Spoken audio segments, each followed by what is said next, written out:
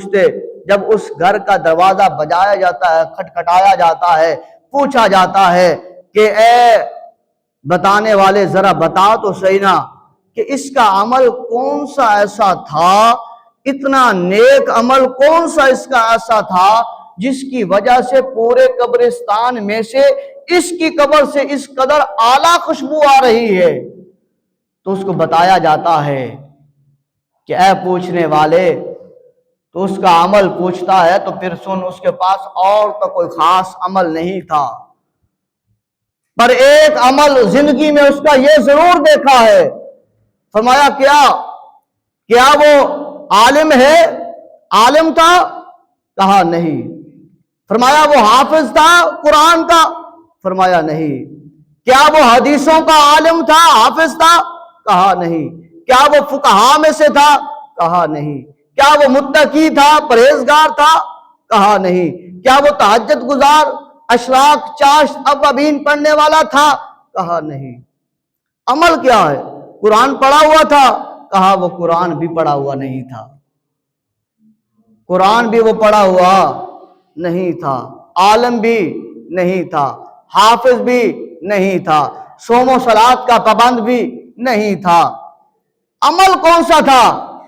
خاص عمل جس کی وجہ سے اس کی خوشبو سے اتنی، اس کی قبر سے اتنی خوشبو اور لہر اس قدر؟ تو جواب ایک ہی ملتا ہے جو فقہاء بھی بتاتے ہیں، علماء بھی بتاتے آئے ہیں، حفظاء بھی بتاتے آئے ہیں، اور یہ بتاتے ہی چلے جائیں گے، قیامت آ جائے گی۔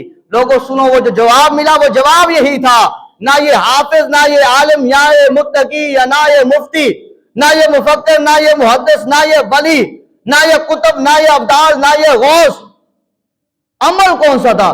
فرمایا یہ عالم، یہ قرآن پاک ناظرہ بھی نہیں پڑھا ہوا تھا۔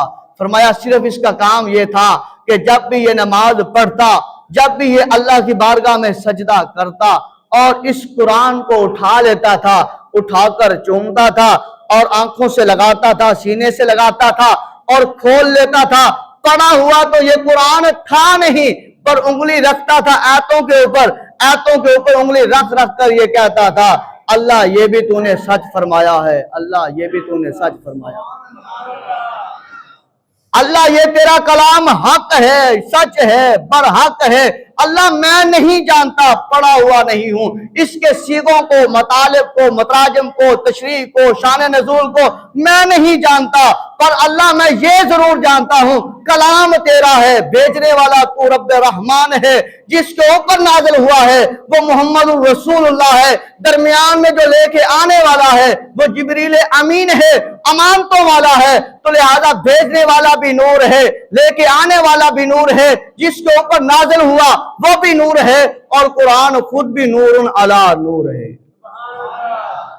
بس یہی بات ہے، اللہ یہ بھی تو نے سچ فرمایا ہے، یہ بھی تو نے سچ فرمایا ہے، یہ بھی تو نے حق فرمایا ہے۔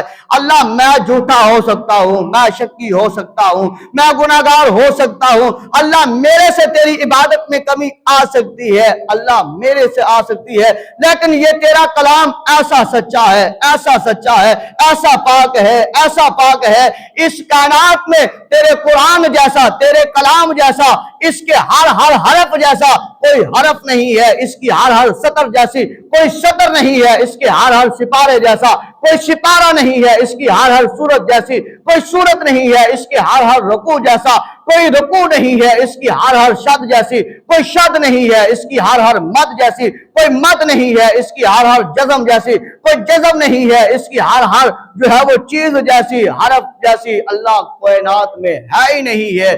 یہی شانوں والا ہے، یہی عظمتوں والا ہے، یہی مقاموں والا ہے، یہی رفتوں والا ہے، اسی سے کائنات میں بسیرا ہے، اسی سے کائنات میں جو ہے وہ اللہ تیری بارگاہ میں پیش ہونا ہے، اور اللہ اسی نے کل قیامت کے دن تیری پاک بارگاہ میں سفارشی ہونا ہے اور بندوں کی بخشش کروانی ہے۔